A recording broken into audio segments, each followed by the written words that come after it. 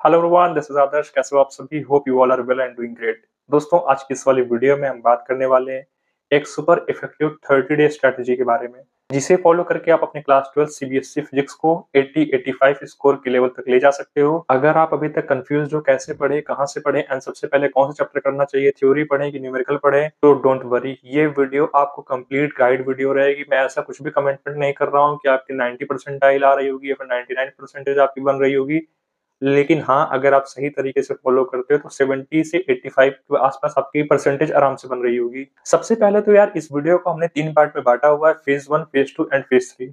Phase 1 में हम बात कर रहे होंगे कॉन्सेप्ट फाउंडेशन की, जिसके अंदर आप थ्योरी को पढ़ रहे होगे। फेज़ 2 के अंदर आप बात कर रहे होगे न्यूमेरिकल एंड डेरिवेशन की। फेज़ 3 में हम बात कर रहे होंगे प्रीवियस ईयर क्वेश्चन की, एग्जाम सिमुलेशन की, या फिर हम बात कर रहे होंगे फिनिशिंग टच के बारे में, जिसमें हमें फेज 1, फेज 2 को साथ में लेकर फेज 3 कंप्लीट करना है। फेज 1 की तरफ आगे बढ़ने से पहले थोड़ा-सा हम बात कर लेते हैं ये ट्रिक कैसे आपको वर्क करेगी। 70% थ्योरी एंड 30% न्यूमेरिकल का मिक्स होता है फिजिक्स। सीबीएसई पैटर्न का focus concept clarity plus NCERT based question पर होते हैं।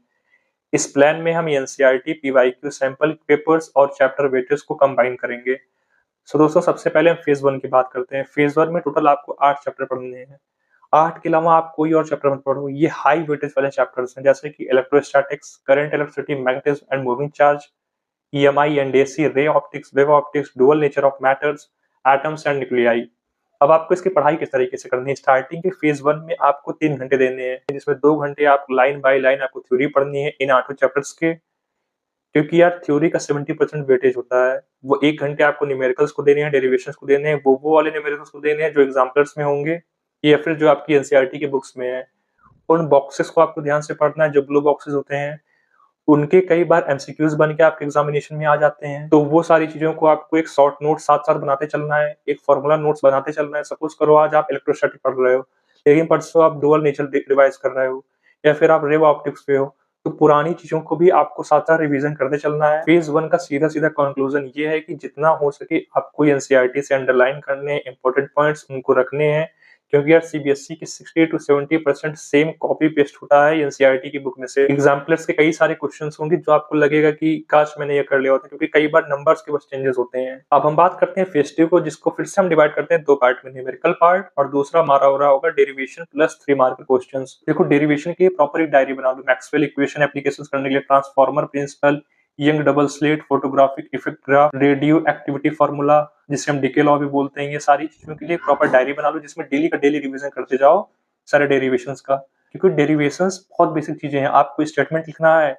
स्टेप कौन कौन से हैं, नीचे कंक्लूजन लिखना है, आपको एक अच्छा खासा नंबर मिल जाता है। कई बार केवल फॉर्मूले में ही आपको वैल्यू रखने से नंबर मिल जाता है न्यूमेरिकल में, उससे आपको रिलेट कर पाओगे फॉर्मूले को, आपको रटने की जरूरत नहीं पड़ेगी। ये सारी चीजें आपको समझनी पड़ेगी। आपको लगभग 4 से 4.5 घंटे देने होंगे। 1.5 घंटे में आपको पीवाईक्यूज करने हैं, लास्ट 10 ईयर्स के रट जाने हैं पीवाईक्यू सारे।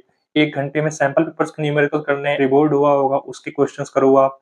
15 मिनट में ये देखोगे गलतियां आपसे कहाँ हो रही हैं, ये पुरानी चीजें हम रिवाइज कर रहे हैं कि नहीं, ये सारी चीजों को भी आपको ध्यान लेके साथ में चलना है, पुरानी चीजें भूलना नहीं। इसका कंक्लूजन ये है कि अगर आपसे कोई भी न्यूमेरिकल गलत होता है, उससे आपको डरने की जरूरत नहीं है।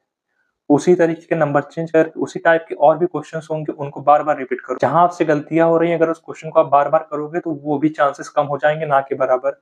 और आप एक एलएमआर बना लेना, या फिर अगर आप चाहते हो तो मैं एलएमआर प्रोवाइड करवा दूंगा और नीचे कमेंट कर देना। अगला और सबसे इंपॉर्टेंट पॉइंट हमारे इस वीडियो का होने वाला है फेज 3, चूंकि हमारा डे हो रहा होगा 21 टू 30, जिसमें हम एग्जाम के क्वेश्चन पेपर कर रहे होंगे, फिनिश टच दे रहे होंगे। इसमें लगभग आपको 5 से 7 घंटे देने पड़ेंगे। आपको यार इस वाले फेज में एकदम एग्जाम वाली फीलिंग लानी होगी, क्योंकि 6 से 7 पेपर आपको फुल लेंथ के करने होंगे बिना किसी डिस्टर्बेंस के। आपको टाइम के हिसाब से हमें 3 घंटे में 6 से 7 पेपर कवर करने हैं। और मैं तो आपको रिकमेंड करूंगा टाइमिंग भी आप 10 से 1 रखो, बोर्ड वाली प्रॉपर वाइज लो, किस तरीके से हमें करना है। 9 से 12 कर लो, 10 से 1 कर लो, तरीके से टाइमिंग बना के चलोगे, उसमें आपको नींद वगैरह भी नहीं आएगी। क्योंकि कई बार क्या होता है, बच्चे कहते हैं भाई नींद आने लगी थी, हम एग्जामिनेशन में सुबह ज्यादा पढ़ लिए थे या फिर रात में पढ़ के गए थे। इस तरीके की चीजें भी होती हैं। जो आप एग्जामिनेशन के पेपर दोगे वो आप अल्टरनेट डे पे देते रहना, क्योंकि और भी सब्जेक्ट्स होते हैं, उन्हें भी हमें कवर करना होगा। लास्ट 10 डेज में आपकी फॉर्मूला नोटबुक रेडी हो गई होगी, डायग्राम कौन कौन से इंपॉर्टेंट है वो भी आपको पता हो गया होगा, ग्राफ्स कहाँ कहाँ लगाने हैं, कौन कौन से डेरिवेशन में ग्राफ है वो आपको पता होना चाहिए। रे diagram, concave, convex, microscope, telescope, communication system, 3 से 4 मार्क गारंटेड है, आने ही आने हैं।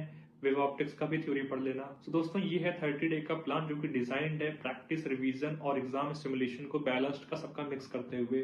अगर आप इस प्लान को डिसिप्लिन के साथ फॉलो करते हो तो फिजिक्स में बिल्कुल 75 to 80% आपकी आ रही होगी। बेस्ट ऑफ लक गाइस, मिलते हैं किसी और नेक्स्ट वीडियो में।